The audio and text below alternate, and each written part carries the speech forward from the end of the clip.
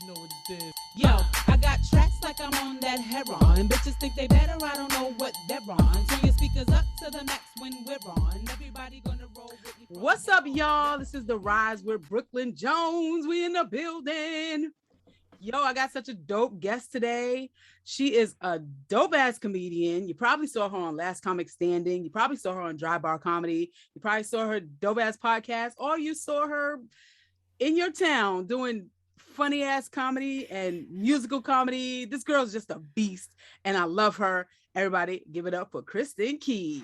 What's up, Brooklyn? What a great intro. I feel amazing. Thank you. You should feel amazing. You are amazing. How you doing?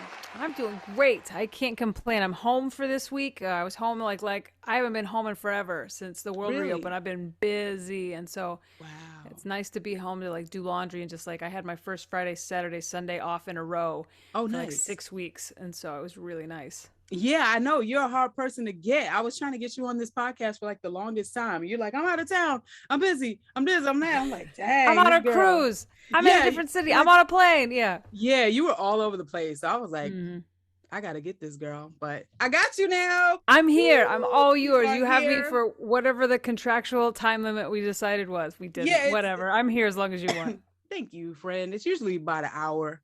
All right, so let's just get right to it. I'm going to get started with, how long have you been doing comedy? 22 years. No way. Are you 22. Serious? I started in 2000 when I was 19 years old. Holy crap. Yeah. Right before I turned 20, I started doing this. Wow. Yeah. So how long did it take, like, once you started doing comedy to like gain momentum and, you know, start booking a lot and getting paid gigs? It depends on what you consider like I was on the road like 3 months into my open micing. I was doing gigs in because I started in a small town, like a smallish town, like 200,000 people, in a town called Amarillo, Texas. And so after like the first 3 months of being like they let me house MC, and so I was just working out every weekend. Then somebody was like, this bar is doing a comedy night in Clovis, like 3 hours away. Do you want to go? I'm like, yes. And it paid like $75. So that was my first road gig. How'd you get there? Did the person who asked you drive you there, or? I drove. It's an awful story. See, I drove. I was so excited. I was too young to drink, but they didn't know that. So I got a lot of alcohol and I got drunk. And then the guy I was working with, like the guy that headlined, like I was like doing 20 minutes. And so I was like stretching every joke I had as long as it was. And then people were so nice. Like people were asking, like someone asked for my autograph that night. It made me feel so good. And then on the way out of town, like the comedian I was working with, like was like, "Do you want to smoke a joint with me?" And he was like 35 or 40. I was 19. I was like, "Yeah, of course, I'll smoke a joint with you." And then he like tried to make out with me and tried to get he Me Too'd the shit out of me. And then serious? I got away and I got in my car and drove off. And then I was still like, best night ever. Yeah. So that's kind of where it all started. And then I would do like little like. My circle just kept getting a little bit wider of how far I would go for a gig. And then, I would drive pretty much as far as my car would take me. Cause I drove from Amarillo to like Minnesota once for some gigs. So when you would drive out for these gigs, how were you getting them? People like word of mouth, people like, hey, there's a gig out here. You want to go? Yeah. Were they paying for like hotel or anything like that? Okay. That was the standard when I was first coming up in the early 2000s. It was you would get your pay plus a hotel, and that was it. So I got to pay for gas and I got to pay for food. But I was so like young, and I kept a pizza delivery job. So that was like real nice. As long as I gave them like a couple weeks notice on my gigs, they would just give me the week off, and so I could do that. And so that kind of paid my bills. But also I had unique living arrangements because I kept finding free places to live because I would either live with somebody rent free in a suspect way, or I lived with an ex-girlfriend's mother for a little while who was a hoarder. And an ex-girlfriend's mother, not even the girlfriend's mother. Yeah, she was an ex. Her mom was a hoarder. I knew about it, and then I kind of just was like, if I cleaned out this room, can I live in it? And you'll never even see me. And she was like, okay. And I just kind of like stayed there for 2 years. 2 years? Yeah. What the hell? We had mice. It was awful. Of course you did. If she was a hoarder, just like coming out from behind a stack of newspapers, like, hey, basically, we're out of cereal.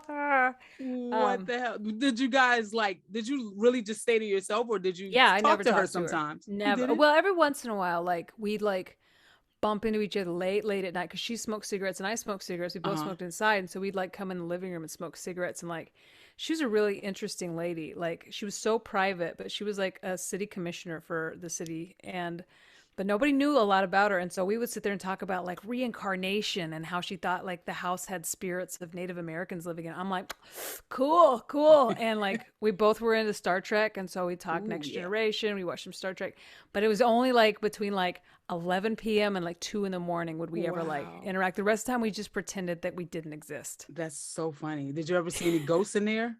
I did not, but I don't know. Like, I believe in them. Sure.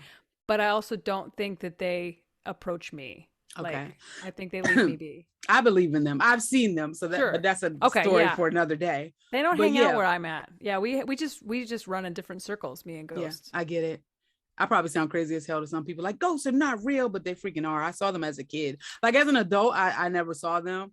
But you know, when kids are more sensitive to stuff like that. Absolutely. So. And like, after I've worked with a couple of like paranormal comedians that are like, that will just talk to you like it is the real, is like the woo woo is just real, and that is reality, and the rest of the world that doesn't believe in it is just like, well, they're just not in tune with this. Once like working with a couple people that is their reality has really softened my idea of like what crazy is. It's just different perspectives of reality. Like, crazy is pretty much just what you don't understand. You know what I mean? If it's crazy to you, it's just because you don't understand it. That's exactly right. Yeah, I keep a real open mind to pretty much everything and everybody. If they're like, I believe in this, I'm like, that could be possible. What do I know? And it's so funny because I'm like, I know ghosts are real and I've seen them, but then when I hear people say that they've seen them, part of me is like, I believe you, but the other part of me is like, you probably crazy as hell. Like, I'm on the fence with it. Like, are you crazy or did you really see it? You know, because some people, there's a thin line. There is a thin line. So if anyone thinks I'm nuts right now, I totally understand, because I think people who see ghosts may be nuts too. So shit, maybe I am, but I've been nuts since I was like 4. I'm in. Yeah. So how many years were you in when you did Last Comic Standing? 6. Okay, you were 6 years in. And it was the second time I had auditioned for that show. What was the audition process like? Back then, they used to do this long, they called it a cattle call line, where anybody could show up and stand in that line. And if you were one of the first couple hundred people, you got to audition for these talent scouts that had booked the Tonight Show. Like, it was Bob Reed and Mark Ross. Is that right? Yeah. Was that right? Anyway, and so I had auditioned once 2 years before. This was been Last Comic Standing season 2. I auditioned for it, and I made it to the night round. There's like the preliminary audition. You come back that night, and then from that night they choose the semifinalist or whatever. And I made it to the night round, and then I didn't go any further. I did a bunch of local material. I was like 4 years in, and it was I was kind of hacky. And then I came back 2 years later because season 3 they did All Stars, the best of, and so people like me couldn't audition. And so then I came back, and I showed up at like 4 a.m. Like, everybody like I lived outside of Austin at the time, and everybody that was a comic, that's what you did. You came in, you auditioned. And so I'm standing with all the like Texas comics are in this line, and I get there early enough to be like number 65 or something like that. Wow. And and I just they started auditioning at like 9 a.m. And then at like 11 they broke for lunch. So instead of eating, I went and took a nap in my car. Yeah. And then as soon as we were back from lunch, I auditioned, and it went really well. And then then I came back that night, and then they just kept passing me through the next round. And it's like, I'd never written like a 7-minute set before, a 4-minute set, or like the initial was like 90 seconds. And so it was like really like I didn't have a lot of material. I didn't have any clean material, I didn't think. Really? So I'm just taking, like, I wrote the line that I auditioned with in line that day. Wow. And I opened with it. I'm having such a good year this year, I might even file taxes. Because I just said that to someone in line, and they laugh, and I was like, okay, I have a clean joke. Like, because I knew, like, I've been on stage for 6 years telling some jokes, and I've got something I'll try to clean up, but I didn't. I just had not been in the practice of writing for like a TV set. So I got so lucky each round because in my head I'm like, oh, any minute now I'm going home. Like they're gonna cut me. Yeah. And as soon as I really did have to perform, I went home. But all the skate by stuff, like the challenges were really fun on that show because I got to do like all that was like I'm a good writer. I love to. I'm a good comedic writer. But at the time, I just did not have network stand-up material. And so the minute that was like, oh, it's time to do network stand-up material, I was like, bye guys, that was fun, and so I got lucky to go as far as I did. Yeah, that's what I'm working on because I auditioned for America's Got Talent. Sure. I don't know if I got anywhere because I didn't do the cattle call. I worked with one of the casting directors. So I sent her, my set, and she's like, my comedy is fairly clean. I mean, we've done shows together, but it still wasn't like Middle America Network clean because I had like homeless jokes, and it's like, you sound like you're making fun of homeless people, which I wasn't. Well, maybe I was a little bit, but not because they're homeless, just because of some of the weird things that they do while being homeless, But they were like, no, it sounds like you're laughing at homeless people. You can't say that. No, you can't say crackhead. Like it was like all this stuff that I couldn't say, and I was like, I'm not even using curse words. So they kept like sending me back to do it over, and then I would do it over and I'd send it to them, and they're like, do it one more time. I did it again. I sent it to them, and then I never heard back. But I don't know how long the process is. If I will hear back, I have no idea. But I get what you're saying about having like a network clean set, because network clean is different than stage clean. Right. It's so different. Yeah, and it's like I don't know, when I first got into, people would be like, you'll make more money working clean, and I'm like, F you, like you don't know, like such a cocky, like early 20s idiot. And then like the longer I'm in it, kind of realizing why like having clean material is handy. It's not just like there, because I was just like, they just want to take it, and there is no there's no big conspiracy against comedians. No one is trying to water us down. It really does come down to the audience that watches comedians aren't comedians. I was a young comedian with like off leash from the time I was 19, so all I did was smoke pot and drink and travel the country and get into trouble. But my audience wasn't like that. My audience were like young parents and like, people in college, like people that didn't live the crazy life that I did. So like when I go to a comedy club now and I hear like an open micer get up and just like start talking about masturbations, like, and I'm about to come, I'm like, oh my God, like I'm offended. And I'm like, oh, I get it. Because when I was young, I talked a lot about smoking weed and I got a new bong. And I'm like, oh, I'm talking to people my parents' age. Right. And that's not very relatable. And so these days, my act is very relatable to a wider age of people because I don't like ostracize squares, or whatever, because I think I've kind of become one. But it's like getting getting an act that like is more like universally friendly, Yeah, I was told early on in my comedy career that I should work clean. Because when I first started, I used to curse a lot, and I realized I really didn't need it, because they were like, you just curse so much for no reason. Like, you don't, like, the jokes are funny by themselves. You don't need those extra words. So try it. Take those words out and try it. And I did. Now it was still funny. So for the most part, I'm clean. I would only use a bad word if it makes the joke funny or it works for the joke. But if I don't need it, I won't put it in there. Yeah. If I'm in a comedy club, I'll drop more. Like, I don't know why. Like, if I'm on a cruise ship or like I don't know if you can see the people more. I don't swear as much. In a dark comedy club where you can smell popcorn and people are drinking, I just start swearing I just start swearing more. It's just like it just flows out of me, and it's not dirty. It's just there's more. It's just the way you talk. It's colorful. Yeah, I always just conversational. Say, language is like when you're a comedian, you want every color in your palette to paint a picture, and I think the F word is the color red, and sometimes you just want to splash that red on there. I feel you.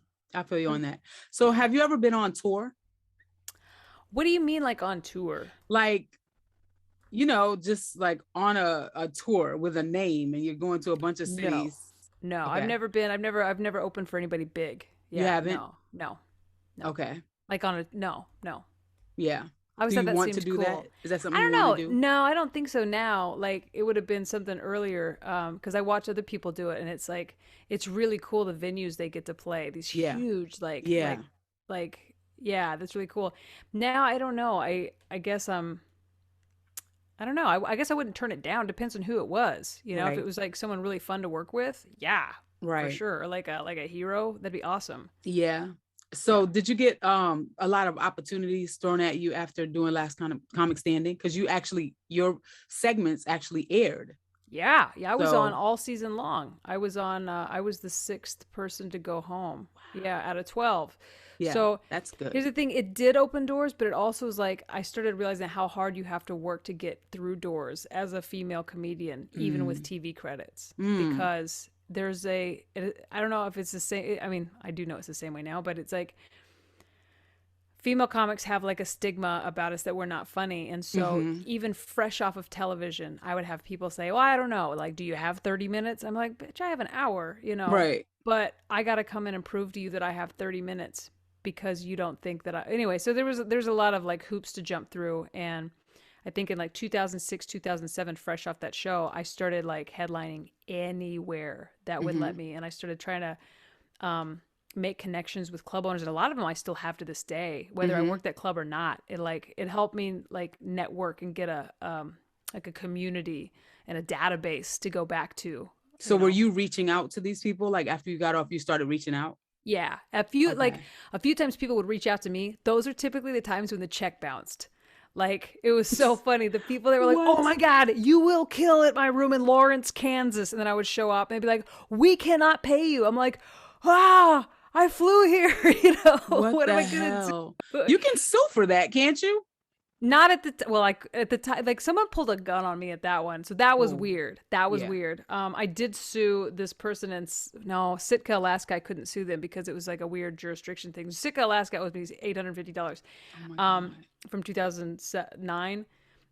Bend, Oregon was bouncing checks to a lot of us, and they had like a bunch of Last Comic Standing people. Well, a few of us reported them to the district attorney, and I still get a check from them for like $8.07 because they went to prison, and then when they got out, now their wages are garnished, and we get sent checks. Oh my God! $8.07 because they bounced like a $2,200 check in 2000. That's crazy. Yeah, you know, I feel like I'm behind in my comedy journey because I haven't like gone and done different cities. And I've only done comedy in New York, Los Angeles, you know, and the Dominican Republic. And then I did the Michigan with you.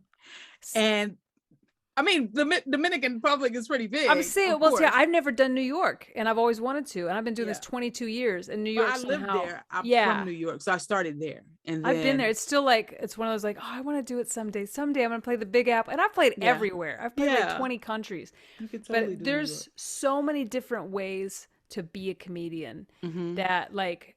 Because there's a lot of people that are on the road that haven't done cities. There's a lot of people in cities that haven't done the road. I don't think you have to do both. You can, and there's like the path to being whatever comedian you want to be is based on your opportunities and what comes at you. And so if the city is where you are, you know, I don't know that it's, I don't know. It's, I guess wherever you can build the most time, you know, because it really is just about constantly going on stage over and over again. And it's so, to me, it's so little about material because your material will cycle through and there will be new jokes, there will be new circumstances, but it mainly is the way that you interact with an audience. So how many times can you get up there and feel that feeling of failure and success to like weed out why did I fail, why am I succeeding, why did I have them in the palm of my hand, and why could I just never get them? It's like just chasing that artistry, I think is what makes a good comic, you know. I just didn't know and still kind of don't know how to get gigs. Like most of the gigs that I get is from word of mouth. People are like, hey, want to do my show? Hey, she's funny, put her on your show. You know what I mean? But I never reached out to like clubs in other cities or anything like that. But also in my defense, I just learned how to drive.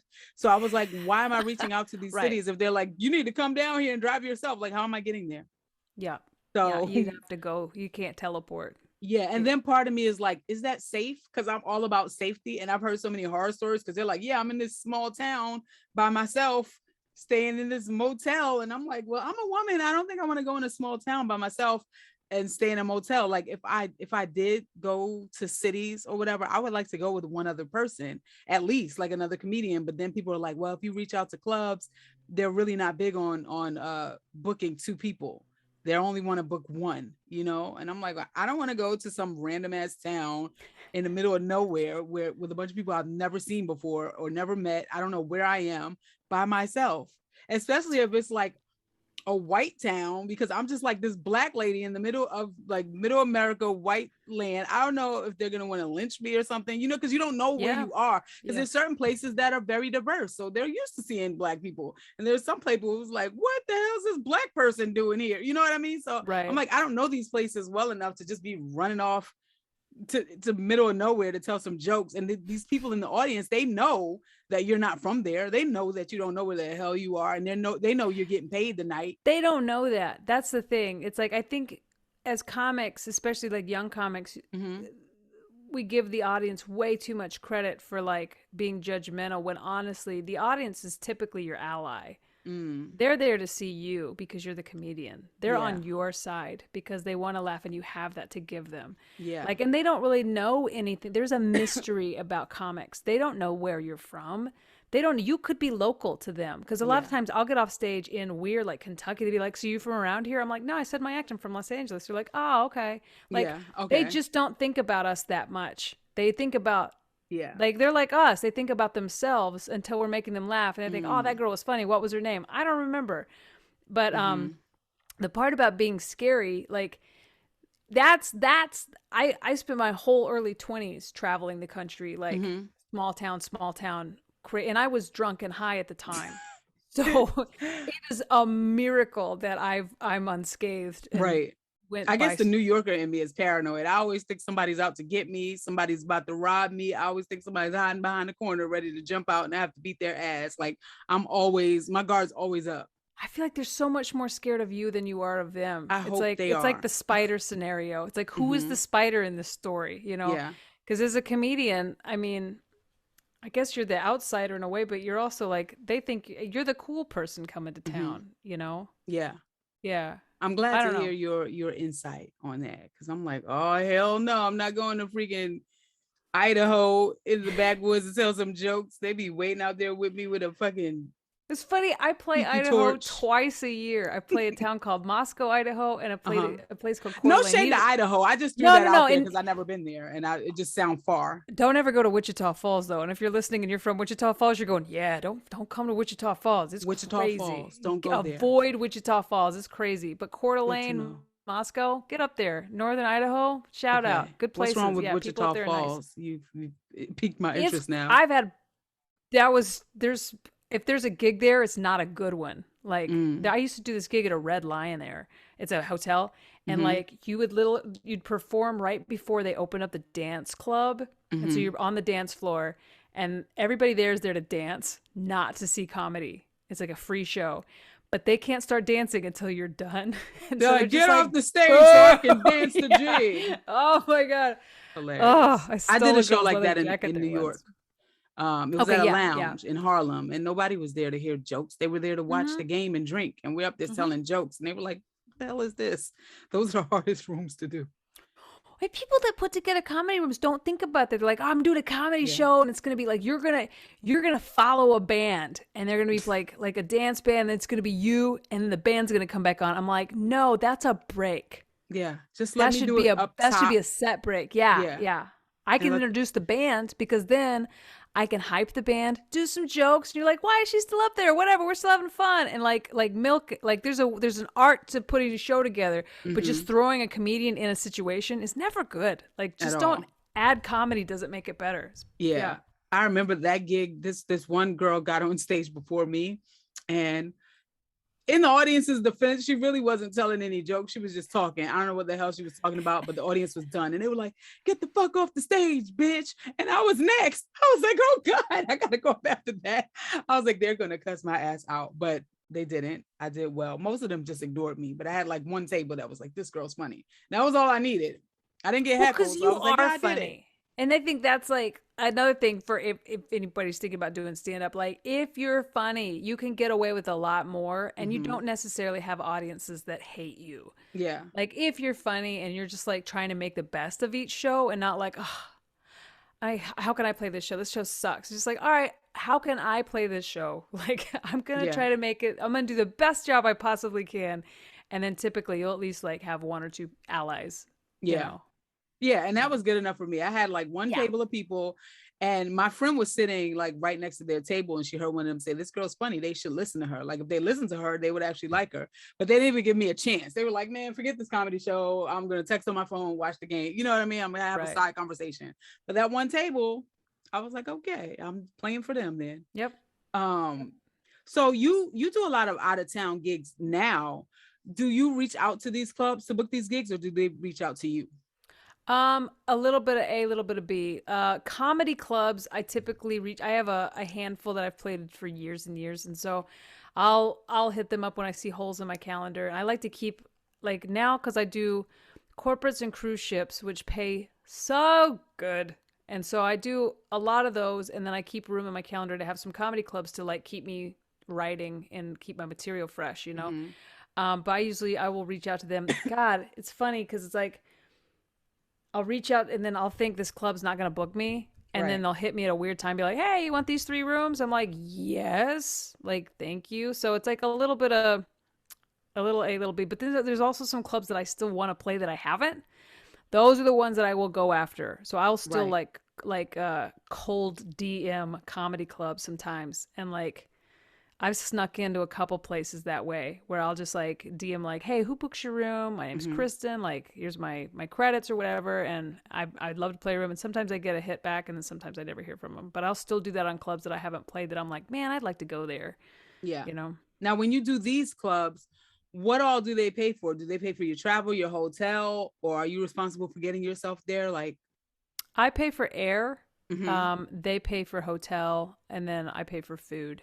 Okay. Sometimes you get to eat at the club, but is there pressure on you to get the butts in the seats or bring the audience, or is that on them? Yeah. There is. It's unspoken, but yeah, because if you show up and it's like there's a lot of like half empty to less half empty, and I don't know if it's like that you feel like the club's not making as much money as they could. So I try to put out promo videos like for the cities I'm going to go to, and it's like I'll just try to like record like I don't know, me singing a little song about the town or just like whatever. And more than anything, it's just to check the box of, see, I promoted. Like if the things, but they have to do it on their end too, because I'm promoting to my fans. What are the odds that all of my fans are from Louisville, Kentucky? You know what I'm saying? It's like Louisville has got to say why I'm amazing.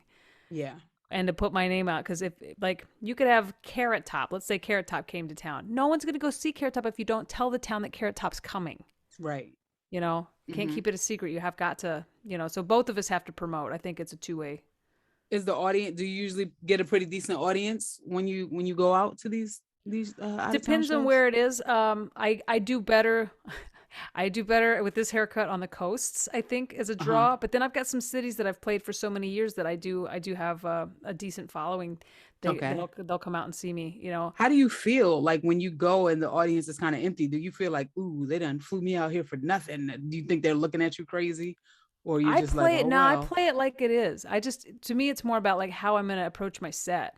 I never really think about like why it's happening. Because I still have to put on a performance, and so I'm working on changing bits to like how to make this more intimate. You know what I'm saying? Like, because when you have a big room, like an auditorium that's full, I'm gonna play a different show than if I have like 200 people in a small room. Right. Because instead of a big show, you're gonna make it like it's just us, and so I try to make it more like a moment. Because sometimes you can't like.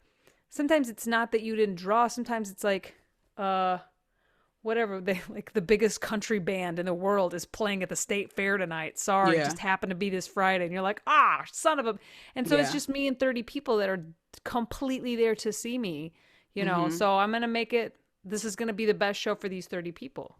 Now, do they give you a set fee or is it based off the turnout? Flat rate. Flat rate. Fee. Yeah, okay. I don't like to do door deals because that leaves too much to chance.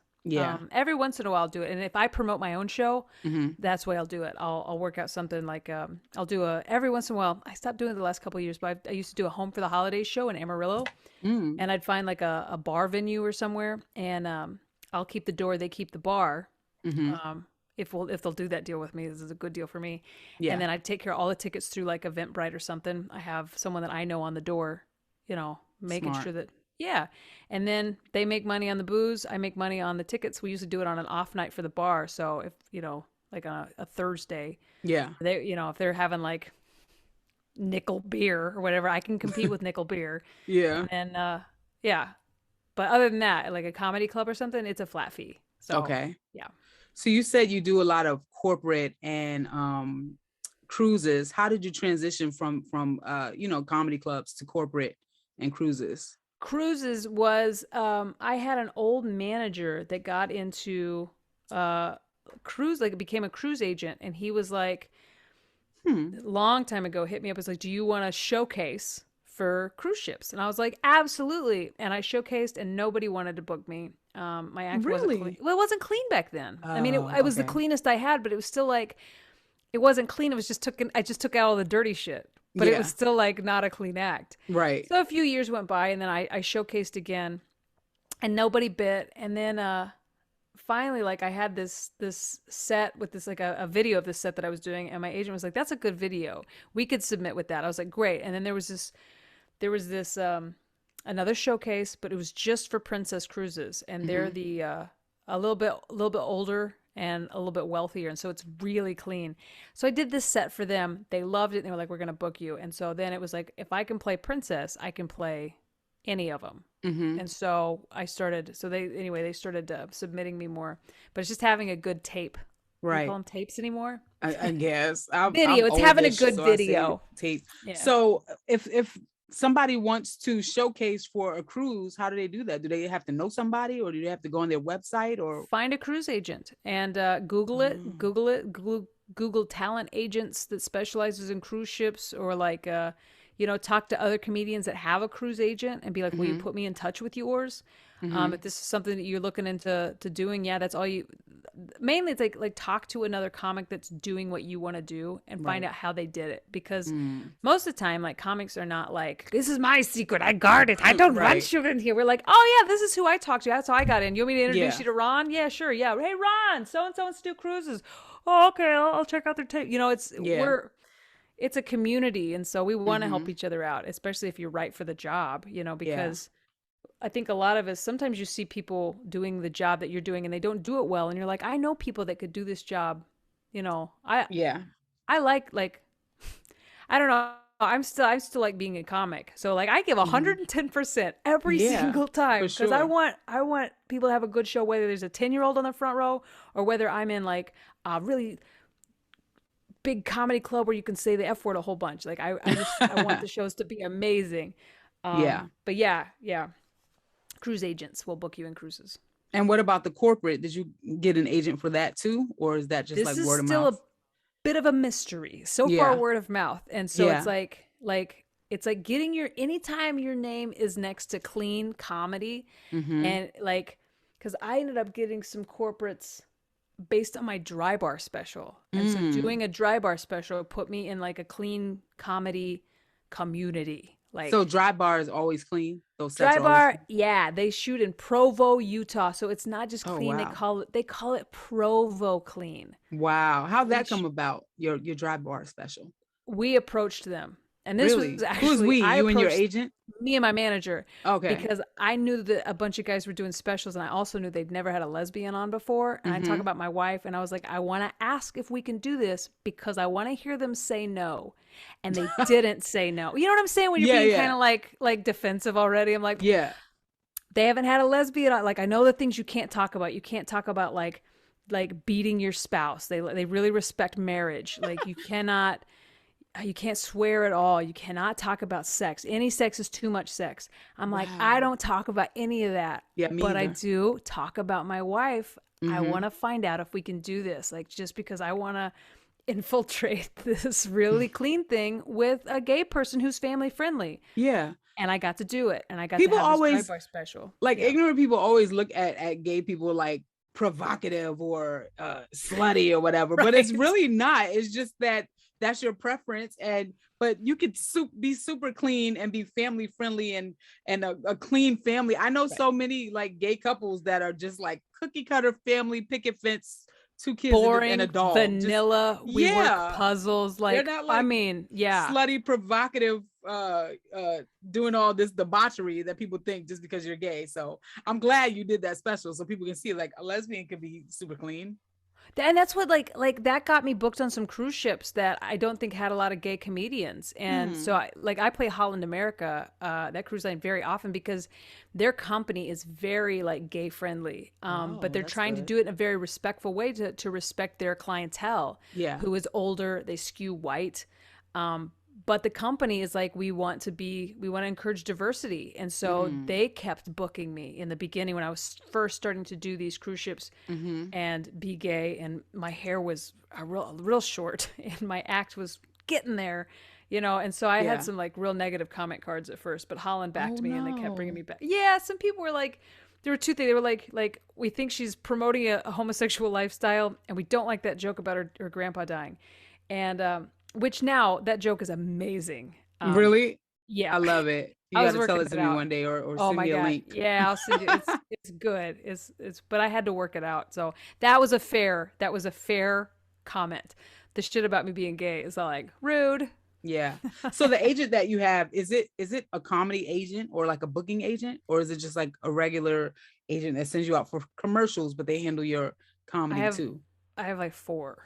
You have 4 agents? I keep getting them because I want different things. Right. So I have a theatrical agent that books me just for like TV shows and voiceover stuff. And I mean, full disclosure, I have never booked anything. Like I've gotten through that agent. Well, no, not their fault. No, I'm I just don't even think my fault either. I'm a How good long auditioner. have you been with that agent? I want to say like 14 years. So really? I was with my agent for 2 years before I booked anything. And I was like, she's going to drop me because I'm not booking anything. But then I was like, is she submitting me? Because like, but she's like, I submit you all the time. And I'm like, well, what's wrong with me? How come I don't book anything? It took a long time. What it is. Yeah. It's like, and it's the thing, like I'll go in and then I'll get callbacks and then I'll get like some casting companies love me and they're like, oh my God, we're going to find something for her. Yeah. And so I'm just like, and so they won't drop me because it's like, I don't know. Who knows? It's going to happen. Who knows? It could. I just auditioned for a Nickelodeon voiceover for a pilot today. And I was like, this is my part. This is it. But of course, like 2 months are going to go by and be like, well, I wonder who they picked for that. Probably Fortune. Yeah. Fortune. It takes a while. Got a lot of stuff.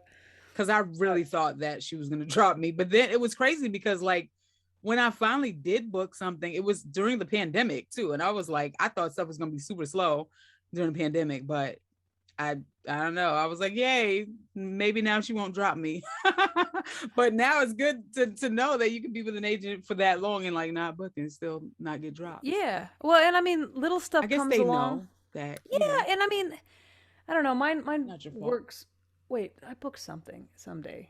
What did I do? Anyway, so he's been good and he submits me and I've had a lot of fun auditioning for that. And I think I have a commercial agent too. Problem with commercial agents is they want you in town and I'm always out of town. Oh, that's all I have right now. I have a commercial agent. Yeah. She does theatrical, but she said I don't have enough material for her to submit me theatrically. She's like, you need new headshots, you need a better reel. Because my reel just has like stand up on it and freaking parodies, BS.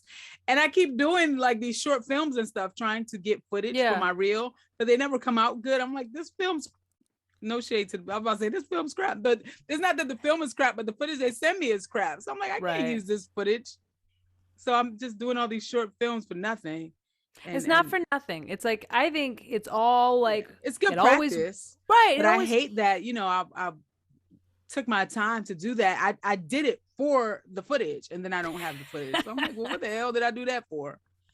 It's rough. No, I hear you. Yeah. Like the films they're decent films, the storylines or whatever, but it's just the footage that they give me. I'm like, what am I gonna do with this? Like one person gave me footage and it was like windy outside, so all you hear is wind blowing and trees crackling. I'm like, what I can't use edit around it, drop the audio all together and put music over it. You know what I'm saying? And I look it like seem crap like a in that video a too. montage. I look like crap too. I was like, I don't want them to think I look like that. So I'm not sending it.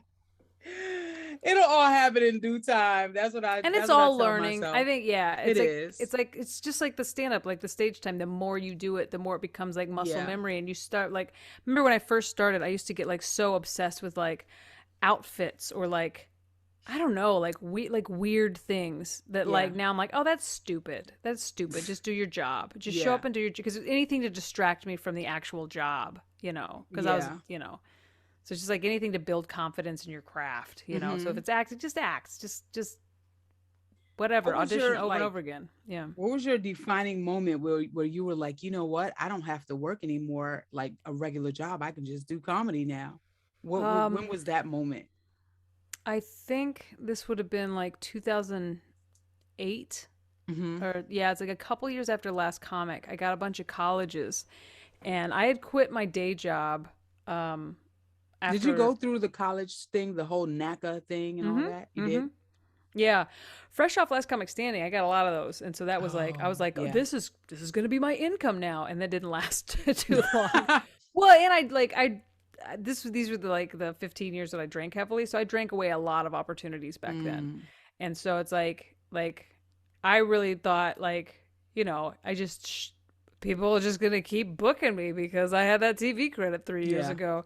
You know, but I think is in that time period that like I had like almost not enough money to pay rent one time. I lived in Long Beach, and I was like trying to figure out what I was going to do. And so I went to this job interview, you know, that was in like the Circular ad or whatever. And it turned out they were like, it was like Cutco or some knife selling company. And they didn't put that out at front. It's like you get in this office with this person interviewing you. They're like, okay. So, and they kind of explain it. And I just stopped them and interrupted. I go, so you want us to sell knives? And there's another guy in the interview with me. And they were like, well, here's the thing. I was like, whoa. You want me to sell knives? And the guy was like, I'll sell knives. I was like, I'm gonna bail.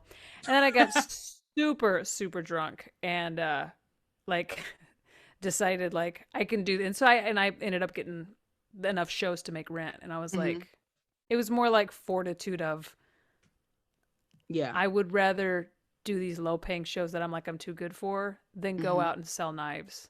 I feel you on that. Like I'm too good. I'm not too good for my skill set ever.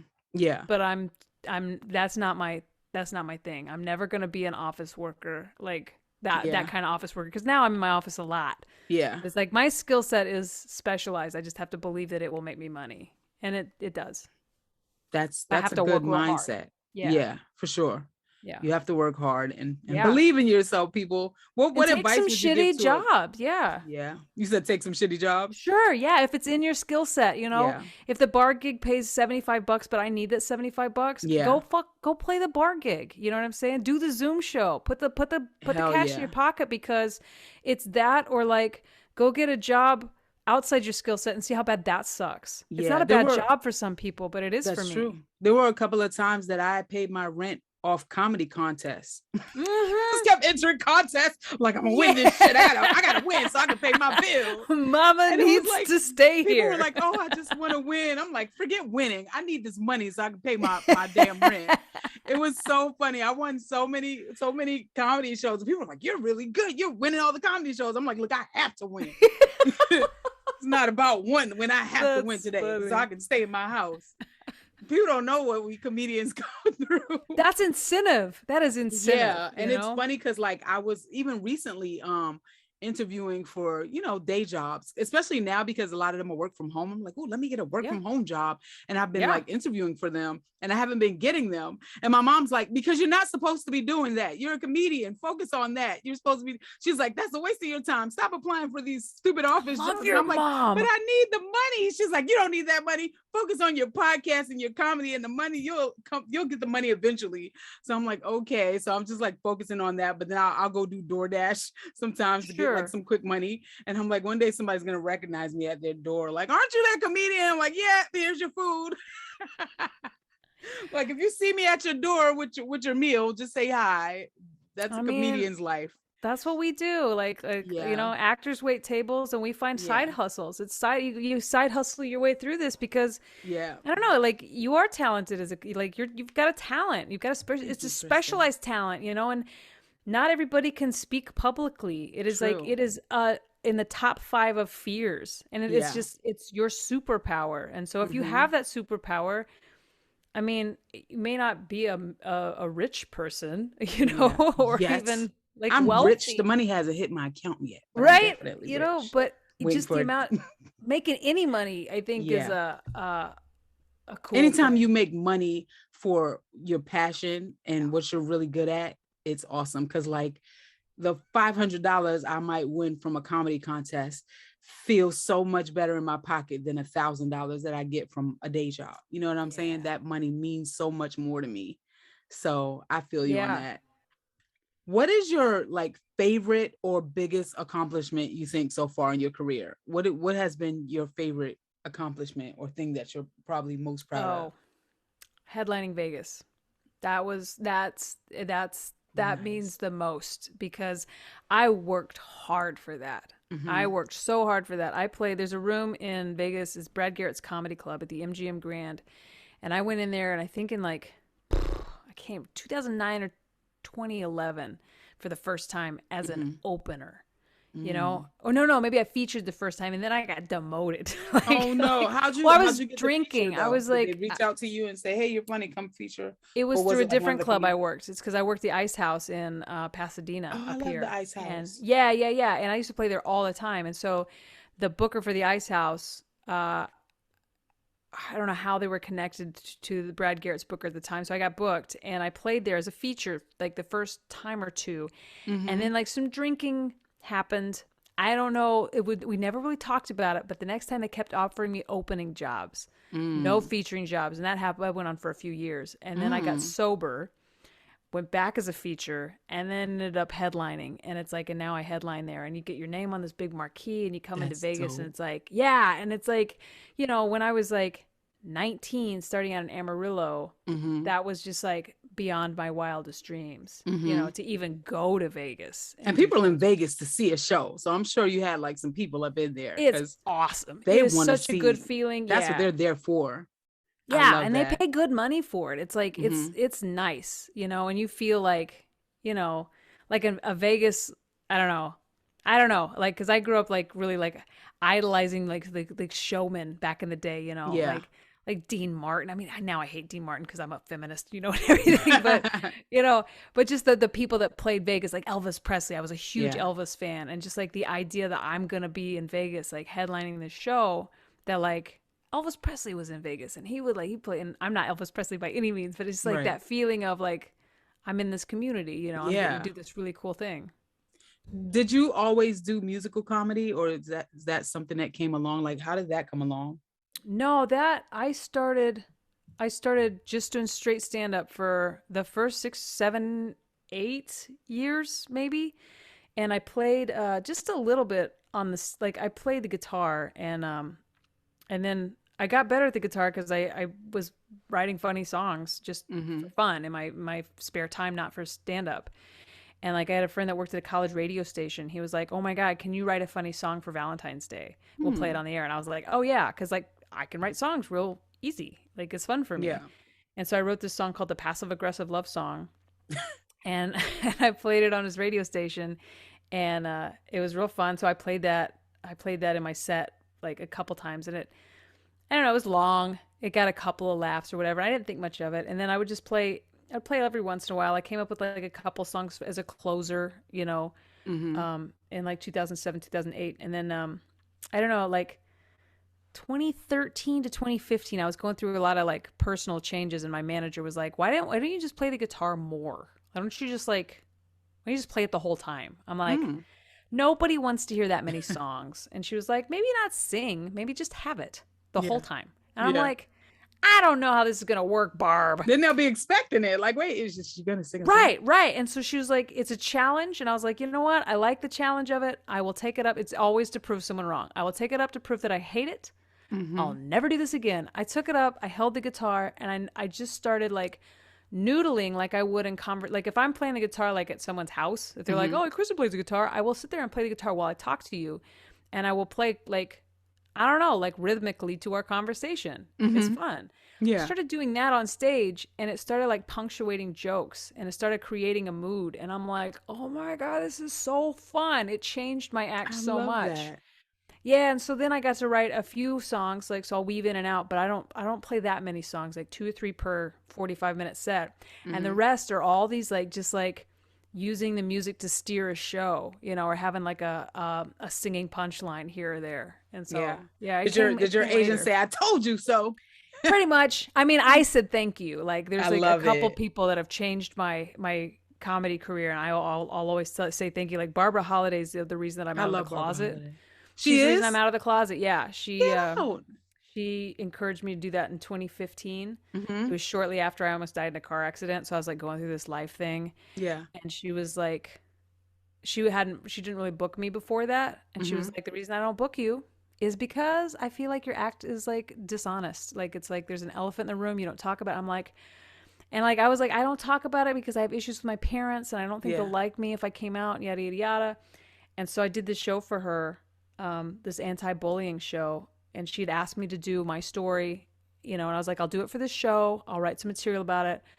Like, don't video it. Like, I don't want this getting out. And then she did video, and she showed me the tape, and I like cried. I was so proud of my material. I was like, it's so good. Like, man, I loved it. Shout out to Barbara Holiday. We love you, Barbara Holiday. Well, shout out Barbara to Holiday. Flappers. Yeah, Flappers Comedy Club in Burbank. I love Flappers. That was like my first club in LA. When I moved to Los Angeles, that was the first club that I was able to play, because my friend Michelle had a show at Flappers, and I was like, I want to show up. She let me perform on it, and I was like, I want to show at Flappers. And she's like, talk to Richie. At the time, Richie Lease was like the booker. So I talked to Richie, and I was like, I want to show. And he's like, okay, I'll give you a show once a month or whatever. So I had like my own once a month show at Flappers. So that was like getting my feet wet in, you know, producing my own show. It was super hard, and I didn't do it for very long. I probably did it for like a year, but it solidified me as a comedian in Los Angeles, because I was booking comedians. So I got to know a lot of comedians through that. And then we would trade spots, and people would book me on their show. I booked them on mine. So it helped me to get to know the people in the scene, you know? So I shout out to Flappers for that. Big time. Yeah. I should produce another show, but it's just so hard. I'll do it. I'll help you if you want. We can do it together. Do you want to produce a show together? I do. I'm never in town, but I know people. So I can help you. You see this guy, she's like, I'll do it, but I'm not going to be there. What the hell, Chris? I mean, that's the comedy attitude. Like, I'm in, I'm never home, but I'm in. Yeah. Like, I don't know. I can help you as much as I can. We can let's talk about it. So, let's put our heads together, because I love a reason to go to Flappers. And because I've been thinking about it. I was like, dang, I want to start producing my own show again. But I think part of it was fear. I'm like, I'm scared to do it. I don't know. You know, it's hard. It's hard to like promote. It's hard to get those butts and seats. It's not easy, especially like Flappers is all the way in Burbank. So that's kind of far for some people. So I don't know. But I don't know. We could do this though. Yeah, we should do this. We should do like, I think we can do it. I would want it to be like queer or female forward. And then like, I'm with it. We'll go with there. That. Yeah. Probably queer, because that way we'd have more comedians. Yeah. Not just female, just queer, because that way we'll have more comedians, and then we'll have women and men and everybody in between. Oh, yes. And then it's so good to start that now, because we're coming up on Pride in a couple of months. So if we can establish that now, we might be able to have like a whole Pride situation by the time June. By the time June comes in, we might have like a whole Pride show. We might get to, I don't know, it might expand, you know? We could do this. Yeah, it's going to be fun. Let's do it. I'm excited. Okay. We're going to do it. We're doing it, everybody. Everybody watching this, make sure you come to our gay ass comedy show at Flappers. Is that the name of it? We're going to call it the Gay Ass Comedy Show? We should call it the Gay Ass Comedy Show. That's a really good name. I'm in. I love it. Oh my God, that's so funny. Okay, this is how history gets made, you guys. You guys are going to be like, they're so famous. I remember on the podcast when they were first starting the Gay Ass Comedy Show, and look at them now. In 2022, the first year of the Gay Ass Comedy Show, it's been running for 50 years. Right? There's some old Gay Ass comics. We're going to be up there like, hey, you guys, we're back. Oh my God, I love it. Okay, a lot of people might not know this about you. Well, a lot of people might, because they follow you, but you're an avid Knitter. Wait, Crocheter. are you a knitter or a crocheter? It's crochet. Crochet. My bad. I can't be getting the terminology right wrong. Now. So you don't knit at all. You just crochet. No, I crochet. Yeah. Okay. I tried My knitting. aunt It's crochets. real hard for me. She tried to show me how to crochet more than once. I can't get the hang of it. I can crochet a scarf, but I can't get past that. I can't like do a hat. She tried to show me how to do a hat. I couldn't get the I was like, I don't have the patience. I got mad and we'll get together. I will show you. In the closet and you make a magic circle. It's all fine. We're gonna be great. You're gonna show me how to crochet. I'll show you how to crochet. Yeah, if you can crochet a scarf, you can crochet a hat. Really? Yeah. Yeah. Oh my God. What's your favorite thing you've made? Your favorite crochet piece? So let's see. Recently, I crocheted an F-bomb, a bomb with an F on it, and it's crocheted and stuffed, and it's wonderful. Baby Yoda is probably my favorite. I was going to ask you if you finished the Baby Yoda, because I remember you were making it. I've made 3 so far. You have? And did you make them all for yourself, or were you making them for other people? One of them lives in my bed, and he's sweet. But the last one I made, it's because like I had made this pattern. I thought it was too big. I didn't think he was cute enough, and so I tweaked it, and so I made my own pattern this last time, and it was for a gift for I have a live show. Own pattern? I did, and so I he was so cute, and I raffled them off at my weekly. I have a weekly live show called Friday Live at 5, and I raffle off a handmade crocheted item every week. And I thought you were going to say it was so cute that I kept it. I mean, because I'm like, I can always make another one. Yeah. So I raffled him off, and I think he raised money for, we usually do a monthly, like a Friday Live 5 gives back. I'm hoping he raised money for a charity, but I very well may have just kept his money. But if it is a charity show, I give the money to charity. Right. A lot of weeks are not for charity. They're just for me. Right. I ain't mad at that. Yeah. When I raise money, I want to raise money for me until I'm until I got enough money. Then I'll be giving it to other people. But yeah, I crochet. Like it's I don't know. It keeps my hands busy. I can't just sit still.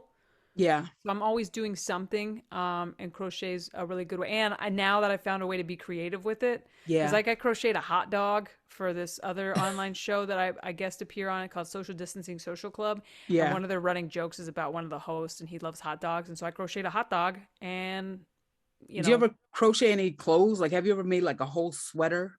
I have not. I am so intrigued by the idea of it, but I'm also like, it's fear. I'm like, what if I spend like 12 hours on the sweater and I'm like, it doesn't fit, Like, I'm like, so I'm scared of not being able to do it. My aunt is an avid crocheter, and she crochets baby clothes. So whenever someone's having a baby, she crochets booties, a hat, a little sweater, and little crochet pants for them. And she crochets a blanket. So it's like a whole matching set that she makes them, and she gives it to them as like their baby shower gift. And a lot of people in my family, a lot of babies in my family, that was their coming home outfit. Like when they come home from the hospital, they wore the outfit that my aunt crocheted them. Isn't that the sweetest thing? That's badass is what it is. It's badass. Yeah. Well, because then it also means that person's going to get to you're going to get to hold the baby. If you make the baby something, you get to hold the baby. True. So I've made baby quilts. I also quilt a little on the side. Not as much since I got sober. Back when I was drunk all the time, I had a lot more free time. Drunk quilting. Sounds interesting. There was some wine on the baby quilts. But yeah, if you make a baby a handmade present, you get to hold that baby more often. Oh. Like I've made crocheted stuffed animals. I never made anybody anything, but I still hold their baby. You're going to let me hold that baby, damn it. I'm a baby. Oh, I love babies. I'm like a baby whisperer though. So people usually want to give me their baby once they realize how good I am with them. Like my friend's baby would cry with everyone but me. I think it's because I have big boobs and they're really soft. So she's just like belay on them. But I'm like the baby queen. People love to give me their babies. Aww. My cousin came home from the hospital, and she was like, here you go. And she went to bed, and I didn't see her again for like 8 hours. She was exhausted. She was like, here, take the baby and I'll be back later. We should do that for our gay-ass comedy show. Bring a baby, get in free. And then we'll just and then we'll get to hold all the babies. I don't think we can do that. Like, why is there? It's just a bunch of gay comics and crying babies. What could possibly go wrong? That sounds like the worst comedy show ever, but the best time. We will have a ball. I'm holding 3, just like I love it. Okay, here's a fun question for you. What is your most embarrassing moment? Oh, in life or on stage? In life, or whatever's the most embarrassing. Okay, they collide. Okay, I think my most embarrassing moment, I ate shit on not live. I shit on national television. On Last Comic Standing, one of our challenges was the roast battle. And yeah, I did not fully understand what a roast was as a young comedian. Right. And I also got pretty drunk. And so they were you drunk on the show? Yeah, but I don't know if you can tell. Right. But it's like all the other comedians, like they had these like pretty good jokes and there's a little laughing and whatever. They got to me and it's like they added crickets because it was that silent in the room. Oh God. And so that to me, it was, the moment was pretty bad, but I was a little drunk, so that was okay. But watching it on TV, watching myself eat shit was one of the... Who were you roasting, or were they Gabriel roasting Iglesias. You? I was roasting Gabriel Iglesias. You were supposed to roast him. Okay. Mm-hmm. Yes. And like a roast, you would also have jokes for all the rest of the panel and our guest judges.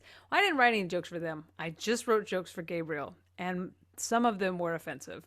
And I was really supposed to be a little offensive? Sure. But not this too offensive. Yeah. And not just over and over again against the same person without ever acknowledging that there are other people in the roast. Right. And so it just didn't go well. And so that is probably, and I've had some bad ones. Like, but that's the worst. But now every time like I'm about to like have a show, I'm like, well, it could never be as bad as that. Oh, that's terrible. It'll never be that bad again. Yeah.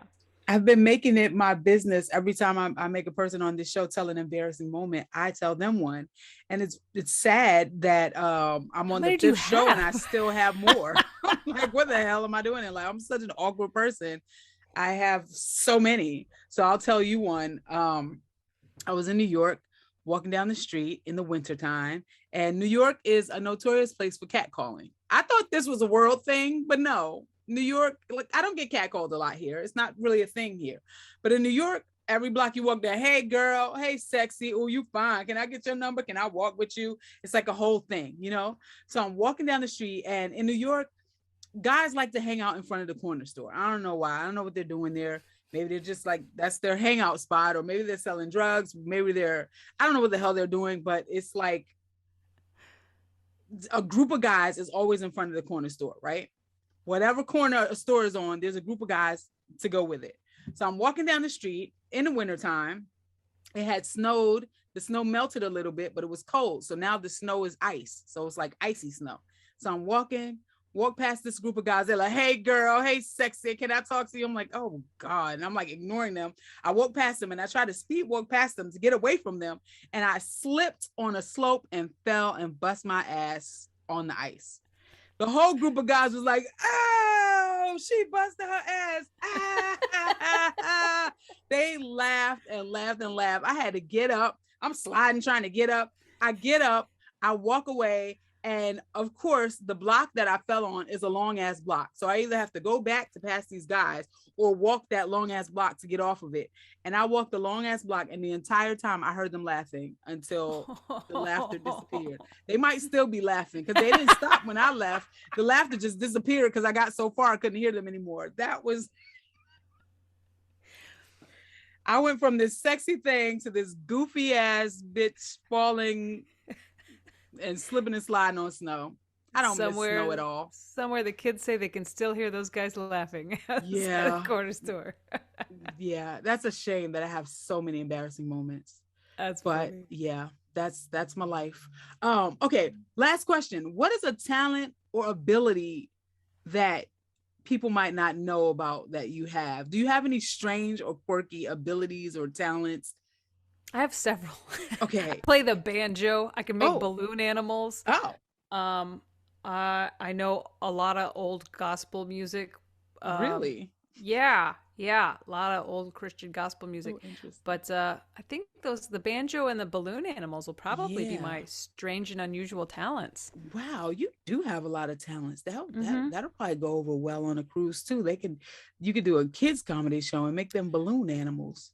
Well, only kids can withstand the sound of balloon animals being made, because I thought about it. I was like, I could do this in my act. It'll be funny. I'll make like obscene ones. And then like for like a summer, practice making balloon animals at home because I learned how. And my wife was like, you have to shut up with the... Stop it. It's like, so I was like, you cannot take it on stairs and be like, for like 10 minutes and be like, look, a penis. They'd be like, she gotta go. Yeah. It didn't work out. Did you always did you teach yourself how to play the guitar and the banjo? Or did you you did? Yeah.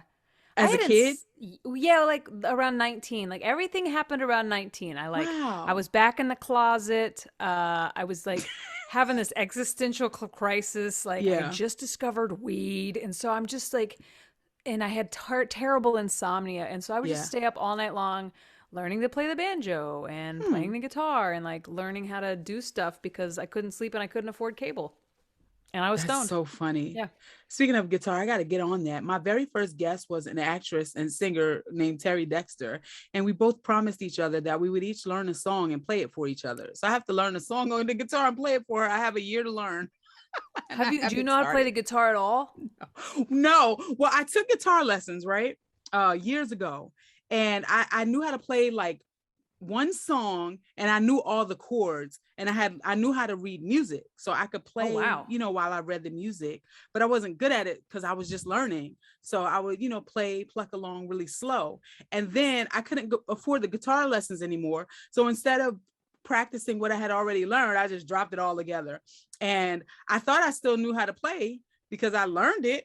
So I was at my cousin's house and he had a guitar and he was like plucking on it. He didn't know what he was doing. I was like, give me that guitar. Let me show you the song I know. And I went to play the song and nothing came out. And I was like, oh, I don't know how to play this anymore. And he was like, give me my guitar back. You fool. That's funny. I really thought I thought I knew how to play a song. And I picked that damn guitar up and I was like, oh, maybe not. So I need to, I still have my guitar like lesson book. And I have like a CD of the songs that he taught me. So I feel like if I pick it up again and look at it, I'll be able to learn it again. Yeah. But I just have to do it. Yeah. You get your muscle memory back. You think so? I hope so. Yeah. Because I was especially as an adult, you'll understand it differently. Yeah. And like I was still an adult. I was an adult when I was learning that at the time. I mean an older adult. An old adult. Now that you're old, you'll be able to really get it. Get your old ass on that guitar and figure it out. Oh God. I've committed to that publicly, so I have to do it. You have to do it. It's not that hard. I can help you if you need any help. We'll do a Zoom tutorial. I'll teach you one song. Super easy. Oh, fun. That's two things I've committed to on here. I've committed to playing a guitar song and I've committed to the gay ass comedy show. A monthly comedy show that my only job is to help you. Mm-hmm. I can do promo flyers and like I can do social media for this. We're doing this. We're doing this shit. And you're going up. I'm gonna perform on it. Yeah. Oh, yeah. When I'm in town. Yes, when you're in town. That's our show. And we got to get this going so that it's popping by Pride. Yeah. I got it all in my head. It's email or like an email from the two of us or one of us or two of us. We'll reach out to Barbara Holiday. They'll be like, 2 gays are better than one. Look at, we're all diverse. We're a black one and a white one. Look at us. We're killing it. We're killing it already. It'll be fun. It'll be really fun. Yeah. I feel like it's a success already. It is. In fact, it was so successful. Already. We don't have to do anything. We'll just say we did it. Just show up. And that is our show, everybody. You are watching the Brooklyn Jones Show, The Rise with Brooklyn Jones. Kristin, tell everybody where they can find you. Oh my God, I have a website. It's KristinKey.com. It's Kristin with Kristin. So it's 2 eyes, 1 vagina. KristinKey.com. And it's got all my social media. Find me and follow me. And I do a live show every Friday called Friday Live at 5. And I have a podcast of my own called Kristin Knows Blank. So find me online. I love it. I started out with nothing. That's why I call my cash flow Benjamin Buttons. Because my dollar bills might be wrinkled and small. But when they grow up, smooth out and get tall, you could call me new money. But I really got a hold on it. I'm going to keep my bread till it starts growing more.